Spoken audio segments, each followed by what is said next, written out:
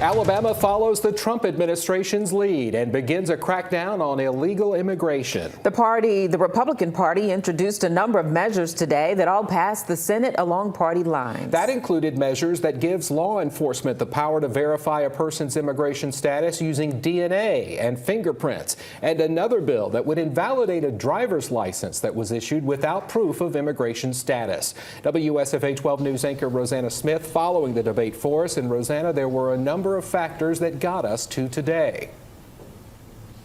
That's right, Mark. Sponsors of those three bills tell me that it was a trip to the border back in September and discussions with law enforcement officials that prompted them to draft these bills.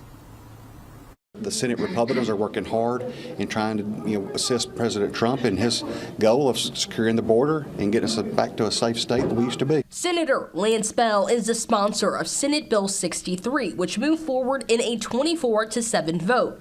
The bill requires law enforcement agencies to fingerprint and get DNA samples from undocumented immigrants in their custody and turn them over to state law enforcement. So we're just trying to capture the ones that are committing the criminal acts. I want to offer the amendment. Before passing Senate Bill 55, which would invalidate out-of-state driver's licenses issued without legal presence verification, an amendment was adopted that would allow drivers coming into the state to be notified via signage. The sponsor of this bill, Senator Chris Elliott, says the penalty is a citation. The goal is to let illegal immigrants know that unless they have proof of lawful presence, unless they're here legally, that they shouldn't be in Alabama. The Senate also altered Senate Bill 53 that bans transporting immigrants without status into Alabama. The bill was amended to take out the crime of concealing, and there were provisions added to the crime of human smuggling to avoid unintended consequences.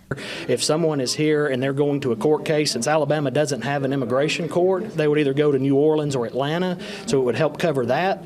It would also prevent schools. If a school is going across state lines and they have someone who is in the country illegally, it would prevent the schools from being charged with the human smuggling component. It's a lot better than what it was. Senate Minority Leader Democrat Bobby Singleton offered those amendments. He says while he believes this trio of bills is premature, it took compromising from both sides of the aisle to get these bills to where they are. We deal with a lot of these unintended consequences that we think that are there in those bills. And, once we go through and try to work, we see that as a win.